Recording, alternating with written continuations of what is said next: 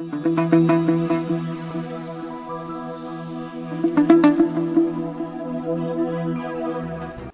hayot ayladi bir necha kun, oxir oqibati bo'lur andam, qolg'usidir sadaqa va nom neki, boqiy qolg'usidir olamda odam. Zahiriddin Muhammad Bobur bobomizni har bitta mana shu 4 misralik ruboilari, she'rlarini o'qib, uni chuqur ma'nosini anglaydigan bo'lsak, inson hayoti davomida shu hayotda duch keladigan har qanday voqelik, har qanday o'zini mana shu xarakteri, o'zini qiladigan ishlarini chuqur bir ma'no bilan berganini, o'zimizga juda bir yaxshi xulosalar qilishimiz mumkin bo'lishini anglab eshitishimiz mumkin. Mana shu 4 misra ruboiyda ham inson albatta bu dunyodan o'tuvchi, lekin faqat bitta nom, yaxshi nom qolishligi to'g'risida qisqacha yozib o'tib ketgan. Ya'ni har bir inson hayot davomida albatta bir yaxshilik ish qilib ketsa, nomi doim yaxshilik bilan eslanishi to'g'risida 4 qator misra bilan aytib o'tgan.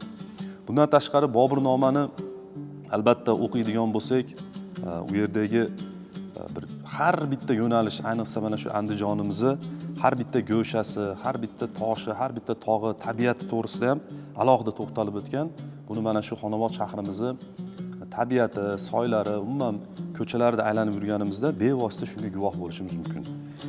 Andijonni tabiiy go'zalligi deb bekarga bir aytib o'tib ketmagan. Bobur Andijonni juda husnli, ser'otloq va hosildor yurt sifatida tasvirlaydi.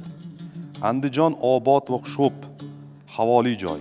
Uning suvi toza, yerlari serhosil, mevalari shirin va serunumdir. Shuningdek, mana shu daryolari va soylari to'g'risida ham juda bir yaxshi ta'rif bergan. Ya'ni Andijondan Oqbug'don, hozirgi Qoradaryo daryosi oqib o'tadi. Bobur bu daryoni suvining musaffoligi va uning ahamiyatini ta'riflab o'tadi.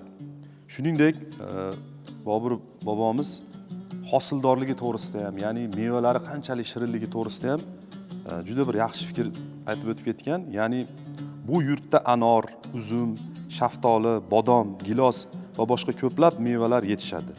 Andijonning uzumi va anjiri o'zga yurtlarda topilmas. Shunaqa bir yaxshi ta'rif bergan. Bundan tashqari ob-havosi ayniqsa mana shu bizning Xonobodda juda ko'pchilik havosidan nafas olishga, havosidan bahramand bo'lishga keladi. Bunda ham shunaqa deb aytib o'tib ketganki, Andijonning iqlimi mo'tadil ekanligini ta'kidlaydi. Qishlari juda qattiq bo'lmaydi, yozlari esa juda issiq emas. Havosi xush va inson salomatligiga maqbuldir. Shuning uchun qancha mana shu Boburnamani, Bobur hayoti bilan qiziqsak, o'zimizga boshqa qirralarni ham ochib, ish faoliyatimizda ham, hayotimizda ham juda kerakli narsa ko'pligini mana shu o'qigan sari amin bo'lyapmiz.